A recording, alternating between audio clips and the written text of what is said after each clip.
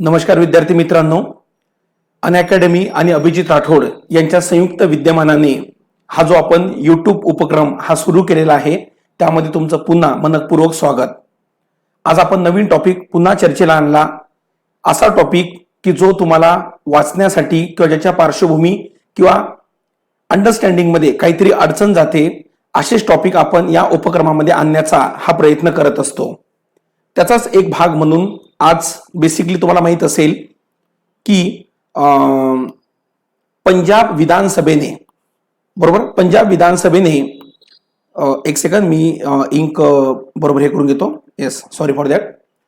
पंजाब विधानसभेने केंद्र सरकारने जे 3 कृषी अध्यादेश पारित केले, म्हणजे 3 कृषी अध्यादेशाला जे कायद्याचं स्वरूप दिलं सप्टेंबर 2020 मध्ये, की जे ऑर्डिनन्स जून 2020 मध्ये केंद्र सरकारनं काढलेले होते, तर त्या केंद्र सरकारनं काढलेल्या ऑर्डिनन्सला म्हणजे केंद्र सरकारनं कृषी संबंधी पारित केलेल्या कायद्याला पंजाब विधानसभेने त्याच्या विरोधात प्रस्ताव पारित केला.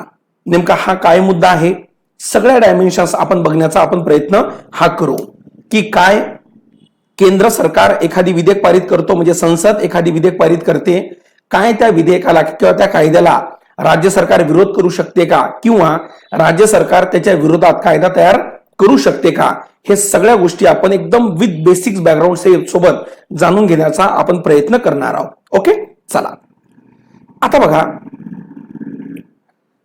पहिल्यांदा मी तुम्हाला पार्श्वभूमी सांगतो की नेमका विषय काय आहे. बरोबर, सरकारने कोरोना दरम्यान किंवा जरा आणखी जर मागे नेतो म्हटलं तर 2013 पासून इंडियाची जीडीपी जे कम्प्लिटली डाऊनफॉल मध्ये जात आहे, त्याला कुठेतरी एक उभारणी देण्यासाठी किंवा त्याला चालना देण्यासाठी आत्मनिर्भर भारत नावाचा पॅकेज घोषित केलं. आणि त्या आत्मनिर्भर भारताअंतर्गत जो कृषी सुधारणेचा मुद्दा होता, ऍग्रिकल्चर रिफॉर्मचा मुद्दा होता, त्या संदर्भात जून 2020 मध्ये 3 एकूण ऑर्डिनन्स काढले. बरोबर, 3 ऑर्डिनन्स काढलेले होते. त्यामध्ये तुम्ही स्क्रीनवर बघू शकता, कृषी उत्पादन व्यापार आणि वाणिज्य प्रोत्साहन आणि सहाय्य विधेयक 2020 हा पहिला होता, ज्याला कायदा पण झालेला आहे. हा शेतकरी सबलीकरण आणि संरक्षण हमीभाव करार आणि कृषी सेवा विधेयक 2020. नंबर 3 की जो आधीच पारित करण्यात आलेला होता, तो म्हणजे अत्यावश्यक सुविधा सुधारणा विधेयक 2020. हे 3 काय केले, केंद्र सरकारने अध्यादेश काढले. आणि बेसिकली तुम्हाला माहित असेल की जेव्हा केंद्र सरकार किंवा राष्ट्रपती हे अध्यादेश काढतात तर त्याला 6 महिन्याच्या आतमध्ये संसदेची मान्यता मिळवणे आवश्यक असते. म्हणून या 3ही अध्यादेशाला सप्टेंबर 2020च्या अधिवेशनामध्ये केंद्र सरकारने पारित करून घेतलं. तुम्हाला माहित असेल काही दिवसाआधी जो गोंधळ झाला होता त्यामध्ये हे पारित करून घेतलं. 3 पैकी पहिलं आणि दुसरं, ऑलरेडी 3ऱ्या क्रमांकाचं हे आधीच पारित करून घेतलेलं होतं.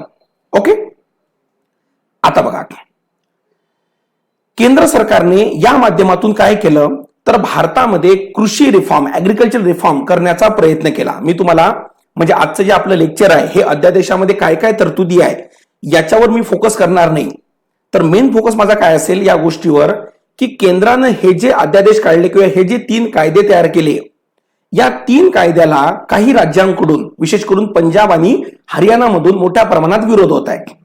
बरोबर, का बरं विरोध होत आहे तर मी त्याची समरी करतोय अतिशय थोडक्यात.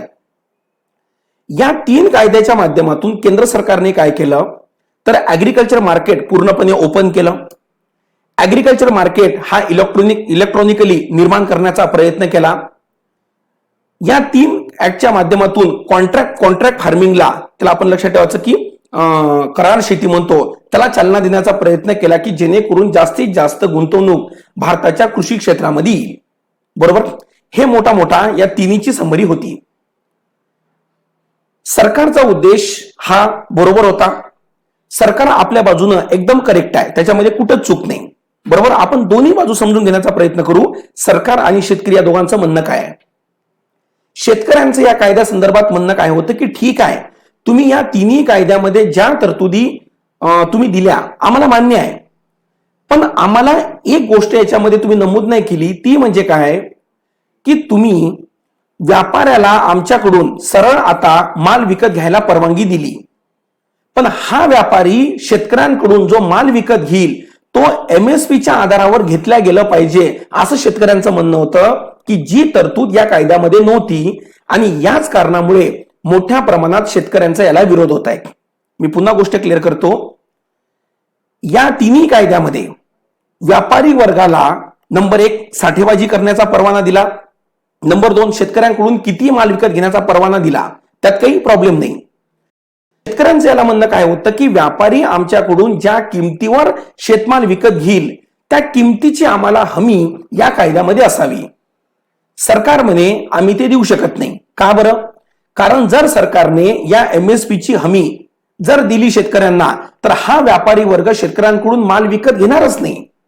त्यामुळे मग शेतकऱ्यांचं म्हणणं होतं, जे आपले कृषी मंत्री आहे त्यांनी हे स्टेटमेंट केलं होतं जे मी तुम्हाला सांगत आहोत, बरोबर. त्यामुळे म्हणून आम्ही काय MSP देऊ शकत नाही असं कोणाचं म्हणणं होतं? गव्हर्नमेंटचं. म्हणजे दोन्ही बाजू तुम्हाला आता व्यवस्थितपणे कळल्या असेल की सरकारचा याच्या मागे उद्देश काय होता आणि शेतकऱ्यांचा याला विरोध काय आहे, बरोबर. एका वाक्यात म्हणजे MSPची हमी या कायद्यामध्ये नसल्यामुळे शेतकरी याला विरोध करत आहे, बरोबर. आता बघा पुढे आता काय झालं, या अध्यादेशाचं रूपांतर हे ऍक्ट मध्ये झालं सप्टेंबर 20 मध्ये आणि हा कायदा आता लागू करण्याची वेळ आली. तर या तिन्ही केंद्रीय कायद्याच्या विरोधात पंजाब सरकारनं आपले 3 हे पारित केले, 3 विधेयक पारित केले. बघा तुम्हाला काही काही न्यूजपेपरमध्ये तुम्हाला 4 दिसेल, बरोबर. तर 4 म्हणजे कसं आहे माहितीये का, हे 3 केंद्राला विरोध करायला हे 3 आणि एक पंजाब सरकारचं 4थं एक इलेक्ट्रिसिटी संदर्भात एक स्वतंत्र विधेयक आहे 4थं. तर त्यामुळे म्हणून तुम्ही कन्फ्यूज होऊ नका. जिथं कुठे 4 आलं असेल तर तो पंजाब सरकारचा 1 आणि हे 3, आणि जिथं 3 आले असेल त्याचा अर्थ हे 3 होतो. त्यामुळे कन्फ्यूज काही होऊ नका. हे 3 म्हणजे काय? हे 3 बिल म्हणजे जे आता थोड्या वेळापूर्वी मी तुम्हाला काय सांगितलं की शेतकरी काय म्हणतो की मला MSPची काय पाहिजे, हमी पाहिजे व्यापाऱ्याकडून. तर हे तिन्ही कायदे शेतकऱ्यांना MSPची हमी देतो आणि सोबत व्यापाराला साठेबाजी करू देत नाही. हे तिन्ही कायदे जे पारित केले पंजाब राज्याने आणि केंद्राच्या कायद्याच्या विरोधात, म्हणजे केंद्राने जे कृषी संदर्भात हे जे कायदे पारित केले त्या कायद्याच्या विरोधात कायदा पारित करणारा किंवा कायदा तयार करणारं पंजाब हे भारतातलं पहिलं राज्य ठरलं. हा तुम्हाला प्रश्न कुठेतरी राज्यसेवेला किंवा कंबाईनला पूर्व परीक्षेमध्ये तुम्हाला विचारला जाऊ शकते, किंवा केंद्रीय कृषी कायद्याच्या विरोधात कायदा पारित करणारं पहिलं राज्य कुठलं, तर त्याचा आन्सर पंजाब आहे, बरोबर. सेम टू सेम ज्या तरतुदीला आक्षेप पंजाब सरकारचा केंद्रीय कायद्याला आहे त्याच्या विरोधात तरतुदी याच्यामध्ये करण्यात आलेल्या आहे. 3 वर्षापर्यंत याच्यामध्ये तरतुदी पण तुम्ही बघू शकता की जर समजा व्यापाऱ्याने MSP नुसार जर समजा पैसा दिला नाही तर त्याला 3 वर्षापर्यंत कारावास आणि दंड या गोष्टी होऊ शकते, बरोबर. ही तरतूद याच्यामध्ये केली. केंद्रीय कायद्यामध्ये 5 एकरची तरतूद होती कॉन्ट्रॅक्ट फार्मिंग संदर्भात, इथं 2.5 एकर पर्यंत काय केली, ती तरतूद केली, बरोबर. इथपर्यंत म्हणजे मेनली या 2 तरतुदी या तिन्ही कायद्यामध्ये या महत्वपूर्ण होत्या. झालं. म्हणजे आपण तुम्हाला केंद्रानं अध्यादेश का बरं काढले ते शिकवलं, त्याला कायद्याचं स्वरूप कसं मिळालं ते शिकवलं, पंजाब सरकारनं त्याच्या विरोधामध्ये बिल कसं पारित केले ते पण सांगितलं, पंजाब सरकारच्या कायद्यामधल्या काय तरतुदी होत्या थोडक्यात ते पण सांगितलं. आता आपण येणार आहोत आपल्या मेन डिबेटकडे. काय की काय केंद्रीय कायद्याच्या विरोधात राज्य सरकार कायदा करू शकते का, बरोबर. कारण मला सांगा, इथं ऍग्रिकल्चर रिफॉर्म संदर्भात केंद्राने 3 कायदे केले आणि याच्या विरोधात पंजाबने 3 कायदे केले याला स्टॉप करण्यासाठी किंवा याला थांबवण्यासाठी. म्हणजे सेम डिबेट झाली की केंद्रीय कायद्याविरुद्ध राज्य सरकार कायदा करू शकते का, बरोबर. आणि बेसिकली प्रश्नाचं स्वरूप जर बघितलं तर तुम्हाला या प्रकारचे मुख्यत्वे करून मेन्स मध्ये या प्रकारचे जिथं कॉन्ट्राडिक्टरी होते हे प्रश्न तुम्हाला भरपूर येतात या प्रकारे. म्हणजे एक एक्झाम्पल जर देतो म्हटलं तर जे लेटेस्ट उदाहरण तुम्हाला माहित असेल की चंद्रबाबू नायडू हे NDA मधून हे एक्झिट झाले आणि कारण काय होतं, स्पेशल कॅटेगरी स्टेटस या कारणावरून हे म्हणजे दिल्या गेलं पाहिजे. प्रीला स्पेशल कॅटेगरी स्टेटस म्हणजे विशेष राज्याचा दर्जा हा प्रश्न आला होता आणि मेन्सला NDA म्हणजे काय हा प्रश्न आला होता, बरोबर. त्यामुळे या धर्तीवर भरपूर प्रश्न तुम्हाला हे प्री आणि मेन्स मध्ये हे दिसत असतात आणि म्हणून आपण आता ही डिबेट छेडण्याचा प्रयत्न करू की केंद्रीय कायद्याच्या विरोधात राज्य सरकार कायदा करू शकते का. ओके, बरोबर. हे समजण्यासाठी आपल्याला भारतीय संविधानाचा कलम 354(2) हे समजणं गरजेचं आहे. बरोबर. आता बघा, एक असते केंद्र सूची, एक असते राज्य सूची आणि एक असते सर्वात महत्वाची म्हणजे समवर्ती सूची. बरोबर. आता हे शांतपणे ऐकून घ्या, मी काय सांगत आहोत. काय असते समवर्ती सूची? समवर्ती सूचीवर केंद्र सरकार पण कायदा करू शकतो, समवर्ती सूचीवर राज्य सरकार पण कायदा करू शकतो. बरोबर. हे संविधानिक तरतूद आहे. परंतु समजा केंद्र सरकारनं कायदा केला असेल समवर्ती सूचीवर आणि तोच जर राज्य सरकारनं केला असेल तर अशा वेळी तुम्हाला माहिती असेल केंद्राचा कायदा हा वरचढ ठरतो. ही आपली तर कॉन्स्टिट्युशनली प्रोव्हिजन आहे 254(1) मधली. बरोबर. परंतु एक तरतूद तुम्हाला माहित असणं गरजेची आहे की जर विषय समवर्ती सूचीमधला असेल, जर विषय समवर्ती सूचीमधला असेल आणि त्याविषयी केंद्रानं कायदा केला असेल, केंद्रानं कायदा करून सुद्धा राज्य सरकारनं जर स्वतंत्र कायदा केला असेल त्याच बाबी संबंधी, तर अशा वेळी पॉइंट नंबर 1, तो कायदा गव्हर्नरला राष्ट्रपतीच्या संमतीसाठी पाठवावा लागतो. आणि जर राष्ट्रपतीनं त्याला संमती दिली तर केंद्राचा कायदा या राज्यामध्ये लागू होत नाही. मी फक्त समवर्ती सूची संदर्भात बोलत आहोत.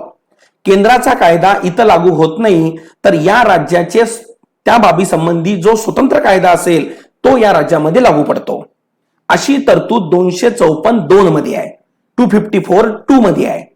आणि याच तरतुदीचा आधार घेऊन पंजाब सरकारने आपले हे 3 कृषी विधेयक हे पारित करून घेतले. गव्हर्नरकडे गेले आणि गव्हर्नरला सांगितलं की तुम्ही राष्ट्रपतीच्या संमतीसाठी हे तिन्ही विधेयक पाठवा. आता पंजाबचे गव्हर्नर राष्ट्रपतीच्या संमतीसाठी ते विधेयक पाठवतील आणि जर राष्ट्रपतींनी त्या विधेयकाला संमती दिली तर संपूर्ण भारतभर केंद्राचे कायदे वेगळे असेल, म्हणजे कृषी संदर्भात बोलतो आम्ही, आणि पंजाबमध्ये त्यांचे स्वतःचे हे कृषी कायदे हे लागू पडेल. बरोबर. पण जर व्यावहारिक दृष्ट्या बघितलं तर तुम्हाला व्यवस्थितपणे माहिती आहे की पंजाबच्या या तिन्ही कायद्याला राष्ट्रपती किंवा तिन्ही विधेयकाला राष्ट्रपती संमती देणार नाही. बरोबर. हे तुम्हाला विशेष करून माहित आहे.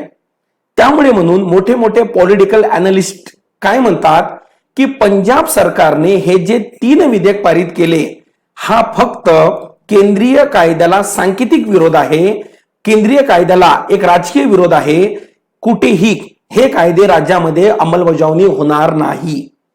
बरोबर. त्यामुळे म्हणून आपण सुद्धा या कायद्याला एक सांकेतिक विरोध म्हणून समजणं हे गरजेचं आहे. का बरं? कारण व्यावहारिक दृष्ट्या आपल्या